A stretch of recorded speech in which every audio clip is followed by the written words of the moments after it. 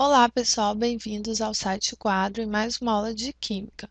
Nessa aula, nós vamos falar sobre a polaridade das moléculas. Nós já vimos nas aulas sobre eletronegatividade que, quando eu ligo átomos diferentes e esses átomos estabelecem entre si uma ligação covalente, se existir diferença de eletronegatividade, ou melhor, com certeza, se forem átomos diferentes, vai existir uma diferença de eletronegatividade e isso caracteriza uma ligação polar.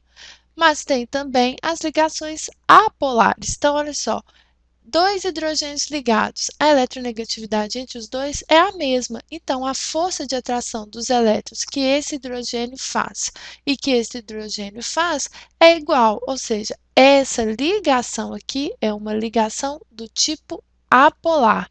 Já aqui, o flúor tem uma maior eletronegatividade, ou seja, ele atrai mais os elétrons da ligação do que o hidrogênio. Aqui no flúor surge um polo negativo, enquanto no hidrogênio o polo será positivo. Como há aqui a presença de polos, essa ligação é uma ligação polar. Porém, se a ligação é polar, deixa eu fazer aqui outro exemplo. Imagine aqui o berílio ligado aí a átomos de hidrogênio. A eletronegatividade dos átomos de hidrogênio é maior, então aqui nos átomos de hidrogênio existe um polo negativo, enquanto no berílio existe um polo positivo. Ou seja, aqui a força de atração é igual. Aqui a força de atração ela vem em direção ao flúor. E aqui a força de atração sobre os elétrons da ligação vai em direção aos hidrogênios. Tendo essa molécula aqui uma ligação apolar, a molécula também é uma molécula que nós chamamos de apolar. Então, a molécula de H2 é uma molécula apolar. Sendo aqui a ligação polar uma única ligação, tendo aqui o sentido na direção do flúor, essa molécula aqui, que é a molécula de HF, do ácido fluorídrico, é uma molécula polar.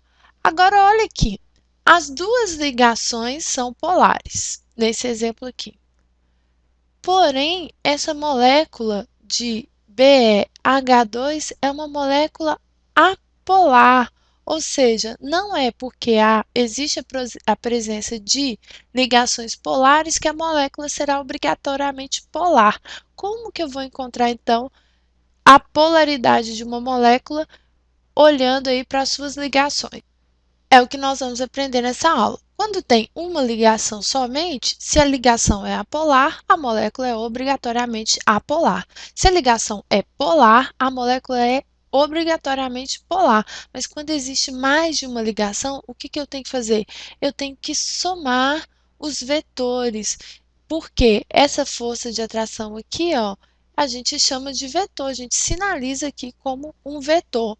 Então, o que acontece aqui no caso do BeH2? Então, o que acontece aqui no caso dessa molécula? Existe uma força de atração nesse sentido, da direita para a esquerda, em direção ao hidrogênio. Vamos imaginar que essa força aqui é a força 1. Vou fazer de outra cor, vou fazer de amarelo. E existe uma força 2 aqui em direção a esse outro hidrogênio, da esquerda para a direita. Vocês concordam que, como os átomos aqui são iguais, a força de atração é a mesma? Ou seja, F1 é igual a F2. Se eu somar os dois vetores, como que eu faço para somar vetores que estão aí na mesma direção, mas em sentidos? Mesma direção em sentidos contrários. Eu vou o quê? Colocar aqui, ó. Eu vou subtrair, não é? Um vetor anula o outro. Melhor fazer assim.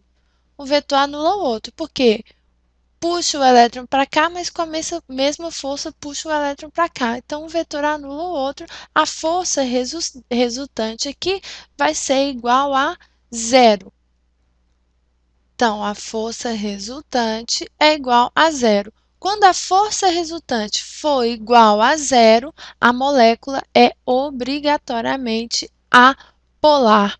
Quando a força resultante ali da soma dos vetores for diferente de zero, a molécula é obrigatoriamente polar. Na próxima aula, nós vamos fazer exemplos para encontrar a polaridade das moléculas.